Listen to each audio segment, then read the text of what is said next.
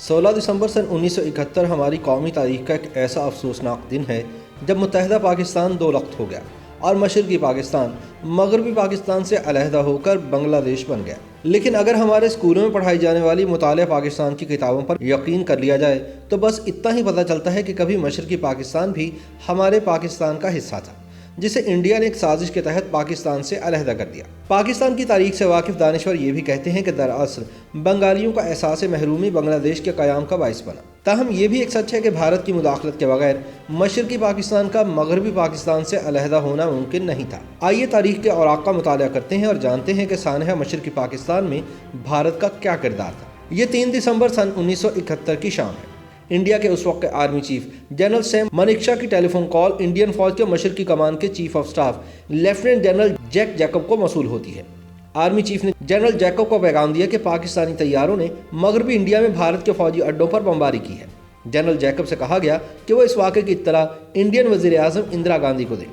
وزیر اعظم اندرا گاندھی اس وقت کلکتہ کے دورے پر تھیں اور راج بھون میں ٹھہری ہوئی تھیں۔ انڈین فوج کو اس خبر پر بالکل بھی تشویش نہیں ہوئی کہ پاکستان نے انڈیا پر فضائی حملے کیے ہیں۔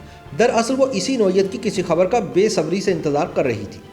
جنرل جیکب نے اپنی کتاب سرنڈر ایٹ ڈھاکہ میں لکھا ہے کہ اروڑا یعنی جگجیت سنگھ اروڑا بہت خوش تھے۔ انہوں نے اپنے اے ڈی سی سے کہا کہ میس سے وسکی کی ایک بوتل لے آ۔ ہم سمجھ گئے کہ آئندہ دنوں میں کوئی آرام نہیں ہوگا۔ اس کے بعد سے انڈیا اور پاکستان میں جنگ چھڑ گئی۔ جنگ شروع ہونے کے محض 13 روز بعد ہی پاکستان کو جنرل امیر عبداللہ خان نیازی کی زیر قیادت سرنڈر کرنا پڑا۔ اس سے قبل انڈیا اور پاکستان دونوں نے مغربی سرحد پر اپنے فوجی دستے متحرک کر رکھے تھے۔ کئی ماہ قبل ہی دونوں ملکوں میں جنگ چھڑنے کے قوی امکانات پیدا ہو چکے تھے۔ مشرقی پاکستان میں حالات بہت زیادہ خراب ہونے کے چند ماہ بعد قریباً 1 کروڑ پناہ گزین بنگلہ دیش کی سرحد پار کر کے انڈیا میں داخل ہو گئے تھے۔ یہ بھی ایک تلخ حقیقت ہے کہ بنگلہ دیش کے قیام میں انڈیا بالواسطہ ملوث رہا اور اس کی فوجی مدد کے بغیر بنگلہ دیش کا قیام ممکن نہیں تھا۔ 16 اپریل سن 1971 کو بنگلہ دیش میں عارضی حکومت کے قیام کے ایک ہفتے کے اندر بنگلہ دیشی حکومت کے قائم مقام صدر سید نذر الاسلام نے انڈیا کی آشیرواد حاصل کرنے کے لیے ایک خط بھی تحریر کیا تھا۔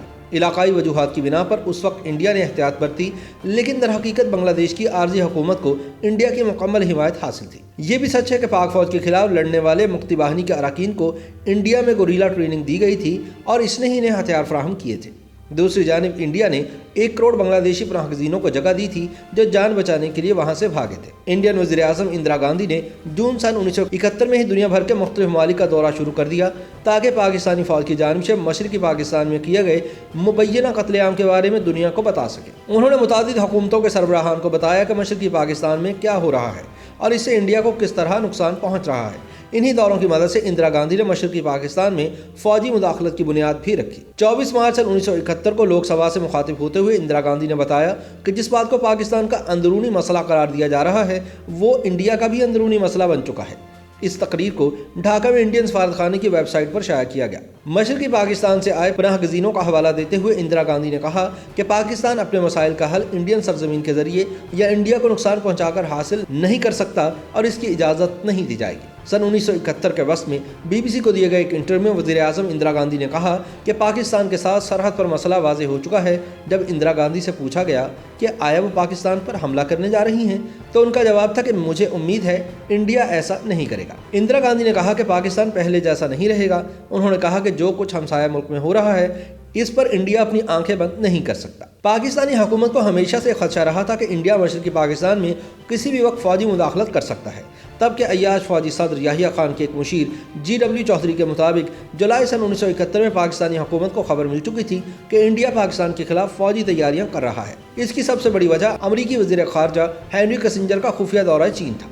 جی ڈبلیو چودھری اپنی کتاب متحدہ پاکستان کے آخری ایام میں لکھتے ہیں کہ ہینری کسنجر چین کے دورے سے قبل خفیہ طور پر راولپنڈی پہنچے تھے۔ چین سے واپسی پر واشنگٹن پہنچ کر ہینری کسنجر نے امریکہ میں انڈین سفیر کو بتایا کہ اگر انڈیا نے مشرقی پاکستان پر حملہ کیا تو چین مداخلت کرے گا۔ کسنجر کے دورہ چین کے بعد اندرا گاندھی کافی مایوس ہوئیں اور اس کے 1 ماہ بعد انڈیا اور روس میں اتحاد قائم ہو گیا۔ جی ڈبلیو چودھری کے مطابق انڈیا اور روس میں اتحاد کے معاہدے کے بعد صورتحال نے ایک مختلف موڑ اختیار کر لیا۔ وہ لکھتے ہیں کہ روس اور انڈیا کے معاہدے کے بعد پاکستان کی فوجی حکومت کو احساس ہوا کہ انڈیا کے ساتھ جنگ ہونے والی ہے اور پاکستان کو اس جنگ میں شکست ہوگی۔ انڈیا نے اگست سن 1971 میں روس کے ساتھ اتحاد کے معاہدے پر دستخط کیے جس سے امریکہ ناخوش ہوا۔ अमरीकी वज़ीर ख़ारजा हेनरी किसिंजर ने इस इत्तेहाद को बड़ी मायूसी करार दिया। हेनरी किसिंजर लिखते हैं कि 24 नवंबर सन 1971 में इंदिरा गांधी ने यह माना कि इंडियन फौजी दस्ते सरहद पार करके पाकिस्तान दाखिल हो चुके हैं। इंदिरा गांधी ने कहा कि उन्होंने ऐसा सिर्फ एक मरतबा किया है, लेकिन यह सच है कि सोवियत यूनियन की हिमायत लेने के बाद ही इंडिया ने भरपूर जंग की जरूरत की है।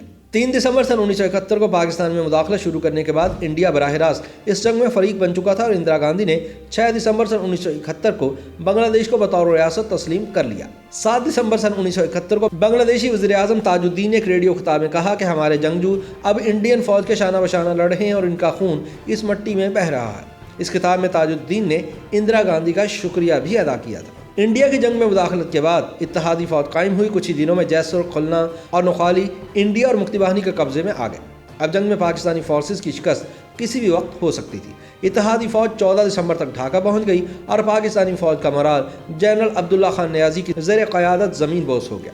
इस जंग में जैसे जैसे पेशरफ्त होती रही वैसे वैसे पाकिस्तानी फौज के अफसरान के बीच राब्ता खत्म होता गया। इसीलिए सन 1971 की जंग पर पाक फौज के सीनियर अफसरान की लिखी गई किताबों में हर कोई दूसरे पर इल्ज़ाम लगाता नजर आता है। सन 1971 में लेफ्टिनेंट जनरल गुल हसन खान पाकिस्तानी फौज के चीफ ऑफ जनरल स्टाफ थे, लेकिन तमाम फैसला साजी जनरल याहिया खान कर रहे थे। गुल हसन के मुताबिक इंडिया से जंग शुरू होने से कुछ माह कबल ही फौज का हेडक्वार्टर बज़ाहिर गैर मौसर हो चुका था। वो अपनी किताब में सन 1971 की जंग से जुड़े वाक़यात मेमोरीज ऑफ गुल हसन खान में लिखते हैं कि जनरल ए के नियाजी की फ़हम में भी नहीं था कि इंडिया बराह रास्त पाकिस्तान पर हमला कर देगा। मुझे नहीं मालूम कि उन्हें इस बात की तसल्ली किसने दी थी। इसी तरह मेजर जनरल राव फरमान अली खान ने लिखा कि पाक फौज के अफसरान जंगी हिकमत अमली के बारे में कितने लाइल थे। 1971 में फरमान ढाका में तैनात थे और फौज की तरफ से उन्होंने सिविल इंतजामी अमूर संभाले हुए थे। जनरल फरमान अली खान लिखते हैं कि इंटेलिजेंस एजेंसी ISI के सरबराह ने इंडियन हमले को एक मजाक समझा, हालांकि इंडिया की मदद को सोवियत यूनियन की सुपर पावर आ गई थी। दूसरी तरफ अमेरिका और चीन ने पाकिस्तान को सिर्फ मॉरल सपोर्ट दी थी। वो लिखते हैं कि पाकिस्तान को इन दोनों मुल्कों से वादे के बावजूद कोई फौजी मदद न मिल सकी, जिसका नतीजा पाक फौज को इबरतनाक शिकस्त की सूरत में भुगतना पड़ा। यूट्यूब पर गूगली टीवी देखने के लिए youtube.com की सर्च बार में गूगली टीवी टाइप करें। गूगली टीवी के पेज पर सुर्ख रंग के सब्सक्रिप्शन वाले बटन पर क्लिक करना ना भूलिए। यूट्यूब पर अपलोड होने वाली वीडियो से बाखबर रहने के लिए बेल आइकॉन पर क्लिक कीजिए। आपको हर नई वीडियो के बारे में नोटिफिकेशन मौसूल हो जाएगा।